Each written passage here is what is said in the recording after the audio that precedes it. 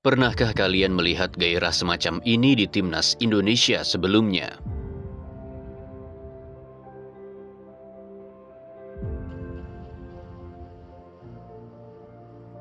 Atau nama Indonesia di-mention oleh komentator luar karena prestasi pemainnya? Jay Itzes, ein indonesischer Nationalspieler. Atau para pemain yang dicap bangsa asing yang dinaturalisasi, yang mereka itu dianggap tak sepenuhnya cinta tanah air, namun justru merekalah yang memberikan harapan dan menunjukkan tekad tak main-main untuk membawa negeri ini lolos ke Piala Dunia untuk pertama kalinya. Top two in the 16 group will progress to the World Cup finals. Can Indonesia produce a momentous shot on match day 1?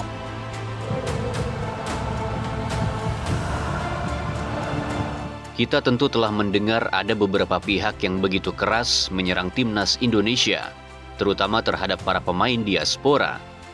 Narasi yang kita kira sudah selesai atau setidaknya akan meredup usai timnas Indonesia berhasil membuat kejutan dengan menahan imbang tim langganan Piala Dunia, yaitu Arab Saudi dan Australia. Alih-alih mendukung timnas untuk melaju ke babak selanjutnya, mereka ini lagi dan lagi justru membuat supporter timnas terbelah menjadi dua kubu. Sederhananya begini, mereka ini tak senang dengan komposisi timnas yang sekarang. Sebab timnas era coach Shin Tae-yong tak lagi mengandalkan dan didominasi oleh para pemain asli Indonesia, namun justru didominasi oleh para pemain keturunan. Ya, kita akan flashback ke beberapa tahun sebelumnya. Semua itu berawal dari rasa kecewa yang tak main-main pada federasi. Juga kecewa kepada beberapa pemain timnas itu sendiri. Indonesia yang dikenal sebagai negeri yang sungguh gila bola, yang pertandingan timnasnya begitu dinantikan, dan timnas itu pula yang menjadi kebahagiaan bagi para supporternya. Namun siapa yang tak frustasi saat tim kebanggaan mereka justru diinjak harga dirinya semacam ini? Pertandingan demi pertandingan yang para supporter tak lelah memberi dukungan untuk hadir dan meneriakan chants di stadion. Bahkan saking tak kunjung datang kemenangan itu, sampai-sampai ada supporter yang menunjukkan rasa frustasinya pada timnas dengan hal semacam ini.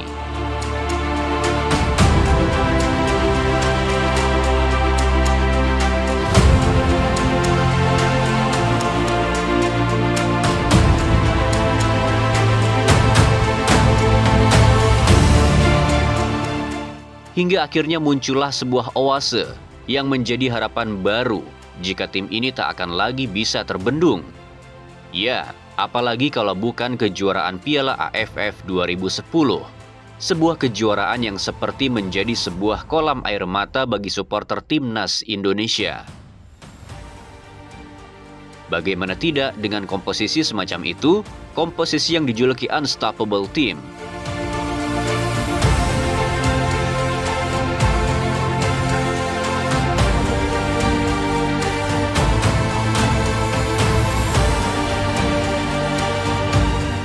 Timnas justru harus dipecundangi oleh timnas Malaysia di final. Tim yang di fase grup telah tim Garuda cukur habis dengan skor 5-1. Sebuah kejuaraan yang dinilai ada pihak yang mengkhianati harapan dan mimpi jutaan supporter timnas Indonesia.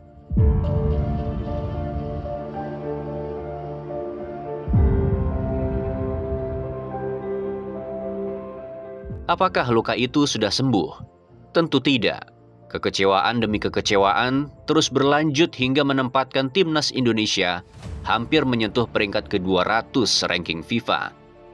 Sebuah fase yang dijuluki masa terkelamnya sepak bola Indonesia. Maka disitulah para supporter sendiri yang mulai mencari tahu dan mencoba mengirimi pesan langsung kepada para pemain yang eligible untuk berseragam timnas Indonesia. Maka muncullah sebuah nama. Seorang pemain yang sejak 2017 lalu sudah sangat antusias untuk membela tanah leluhur sang kakek yang berasal dari Surabaya. Dan dialah Sandy Walsh. Bagi supporter yang telah mengikuti dan mengawal proses naturalisasi Sandy Walsh, kemudian mendengar statement yang bilang para pemain diaspora ini tak sepenuhnya cinta pada Indonesia, tentulah hal itu hanya akan memancing emosi para supporter. Bagaimana tidak, Sandy Walsh sudah sangat lama menginginkan bermain untuk timnas. Bahkan sejak sepak bola Indonesia masih dalam era kegelapan. Seorang pemain yang bahkan dipinang langsung oleh timnas Irlandia Utara. Namun karena kecintaannya dengan sang kakek, Sandy Walsh tetap tak goyah dalam memilih Indonesia sebagai timnas yang akan ia bela. Kita tentu telah melihat bagaimana pemain ini begitu menghayati saat menyanyikan lagu Indonesia Raya. Jauh berbeda dengan pemain naturalisasi negara lain yang sama sekali tak hafal lagu kebangsaan dari negara yang mereka bela. Di dalam lapangan, Sandy juga menampilkan hal yang berbeda. Ia bersemangat dan ia juga bisa bermain keras.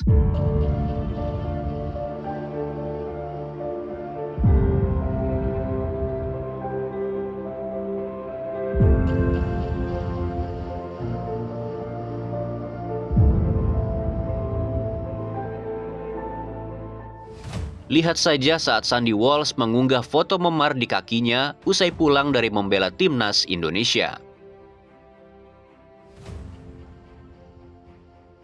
Kita tentu telah melihat kesedihan pemain ini saat tim lawan membobol gawang timnas ataupun saat timnas harus gugur ketika berhadapan melawan Australia di Piala Asia.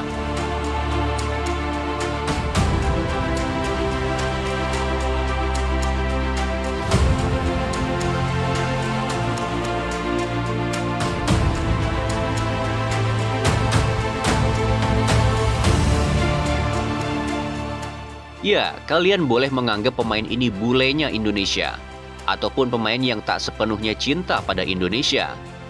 Tapi para supporter tahu mana pemain yang berjuang dengan sepenuh hati dan memberikan segalanya untuk timnas. Lihat saja saat pemain ini sudah jatuh bangun hingga terpincang-pincang, namun ia masih kekeh untuk melindungi sisi kanan pertahanan timnas Indonesia.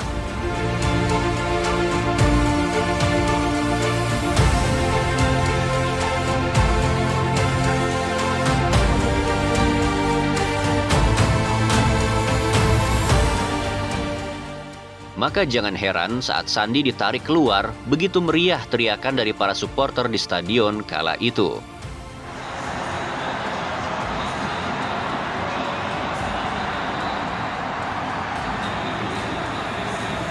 Belum lagi ada nama semacam Shane Patinama.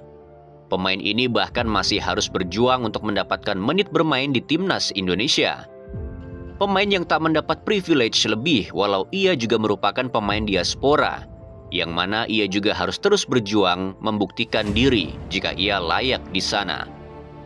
Pemain yang tak pernah komplain saat tak dimainkan dan tak pernah caper di sosial media. Seorang anak laki-laki dari seorang ayah yang asli orang Indonesia, tepatnya dari kota Semarang. Yang saat ia dipanggil, maka gairah tak main-main kemudian ia tunjukkan di sana.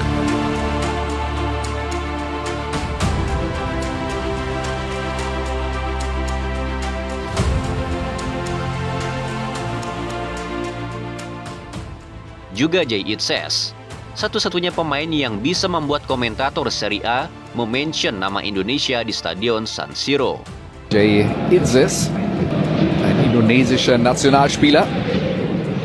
Ataupun Mace Hilgers, seorang anak dari ibu yang asli Indonesia, yang dengan gagah beraninya, sekaligus bangga, berfoto dengan bendera merah putih di hadapan puluhan ribu supporter timnas Belanda.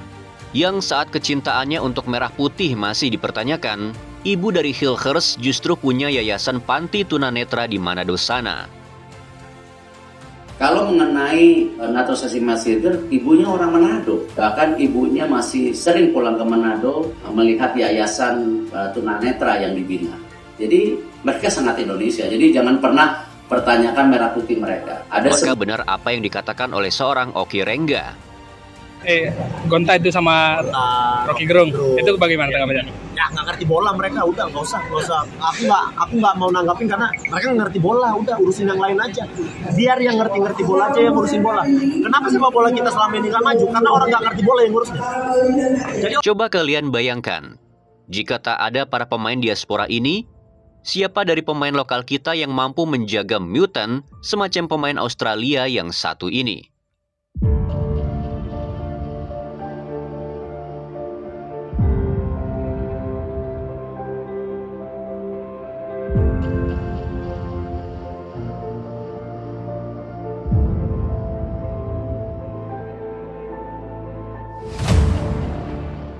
Salah satu talenta lokal terbaik yang dimiliki Indonesia yaitu Rizky Ridho pun pernah terpental saat menghadapi pemain Irak yang bahkan punya postur lebih kecil dari Haris Sutar.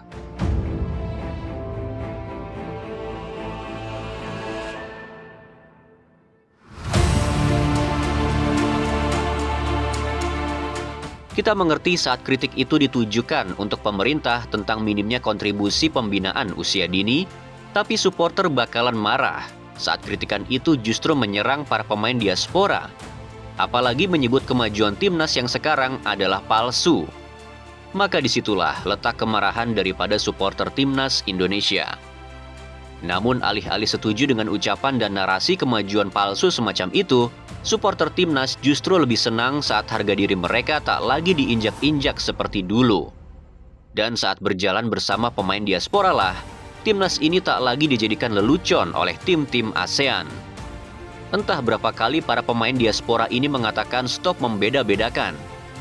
Karena mereka juga orang Indonesia yang pulang kembali untuk negeri orang tua atau kakek nenek mereka. Bahkan seorang Hamdan Hamidan pernah mengatakan, saya punya sebuah foto yang sebetulnya boleh saya tunjukkan kata mereka, tapi tidak etis saya tunjukkan, di mana ada salah satu atlet diaspora Indonesia yang terpaksa keluar negeri karena dia dipaksa oleh penjajah Belanda. Diperlakukan seperti hewan, diberikan nomor buyutnya, dipaksa untuk tanam paksa di luar negeri. Apakah itu keinginan dia? Itu namanya forced migration.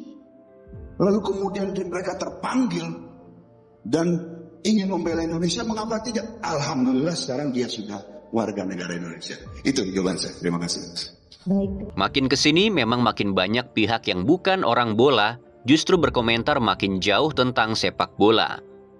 Memang masih menjadi misteri kemana mereka ini saat timnas terpuruk dan mengapa mereka tiba-tiba hadir dan bersuara saat timnas ini lagi jago-jagonya. Ya, sekali lagi, alih-alih menyamakan pemikiran kami dengan pemikiran kalian, kami lebih berharap di Piala Dunia 2026 nanti, kami tidak lagi mendukung Inggris, tak lagi mendukung Portugal, tak lagi mendukung Jerman, Brazil, ataupun Argentina, melainkan mendukung sebuah negeri gila bola bernama Indonesia.